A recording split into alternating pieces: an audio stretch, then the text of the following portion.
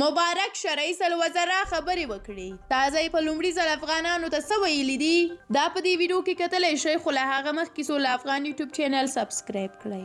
د طالبانو د سرپرست حکومت د وزیرانو شورا غونډه جوړه شوه. په دغه ناسته کې د طالبانو د سرپرست حکومت رئیس الوزراء حکم کړی دی چې د پاسپورت په بهیر کې اسانتیا رامنځته او پر کاغذي پیژنپاڼو چې اساسي ثابت او ډاډمن وي هم پاسپورت ورکړل شي. د طالبانو د سمبال چاري حکومت رئیس الوزراء مولا محمد حسن اخوند د سهشنبې په ورځ د لړم په 11مه نیټه په دغه خبري ناسته کې ویلي دي چې د غوښتونکو د زیاتوالي له امله باید هیوادوالو ته پر کاغذي تذکیرو هم چې اساس یې ډاډمن وي پاسپورټونه ورکړل شي.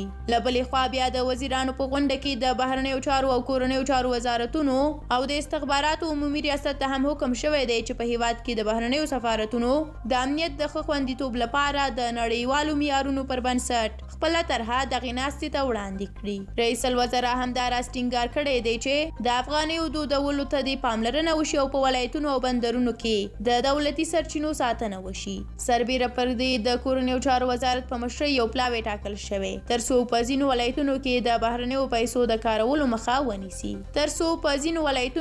بهرنیو پیسو د کارولو مخه ونیسي او د افغانیو د دودولو لپاره د طالبانو د سرپرست حکومت کابینې ته طرحه وړاندې کړي. پر کاغذي پیژنپاڼو د پاسپورت د ورکړې په هکله په داسې حال کې د طالبانو د سرپرست حکومت لخوا حکم ورکړل شوی دی چې زیات شمېر هیوادوال برېښنایي تذکیرې نه لري او نه شو کولی چې پاسپورټونه واخلي. درنو لیدونکو له ملتیا مو ډیره زیاته مننه. تاسو کولی شئ زموږ د نورو ویډیوګانو لپاره سولا افغان یوټیوب چینل سبسکرایب کړئ او همدارنګه پخوانیو ویډیوګانو ته مو هم یو سر ووهئ. تر بیا د خدای په امان ښه وخت.